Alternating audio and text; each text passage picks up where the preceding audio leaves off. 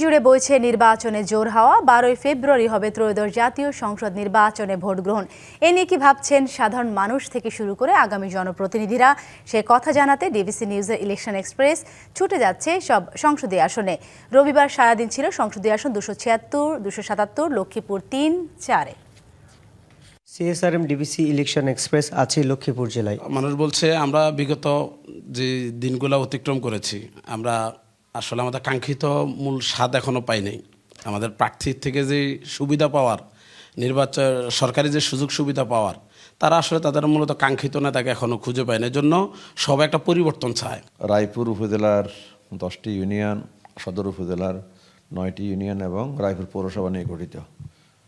নির্বাচনের আমি দীর্ঘ সময় থেকে নির্বাচনের প্রচারণা মাঠে আছি। প্রত্যন্ত অঞ্চলে গ্রামে গঞ্জে প্রত্যন্ত অঞ্চলে আলহামদুলিল্লাহ আমি গণসংযোগ করে যাচ্ছি এবং ব্যাপক সাড়া আছে জনসাধারণের মধ্যে। যে দীর্ঘদিন নির্বাচিত সরকার পায় নাই, নির্বাচিত প্রতিনিধি পায় নাই, নির্বাচিত এমপি পায় নাই, তার মানে তারা বঞ্চিত ছিল, অবহেলার শিকার ছিল, বঞ্চনার শিকার ছিল। পাহাড় পর্বত পরিমাণ তাদের এই দাবি আবদার। প্রিয় লোকটার কাছেই তো দাবি করে, আবদার করে, দীর্ঘদিন পর তারা পেয়েছেন।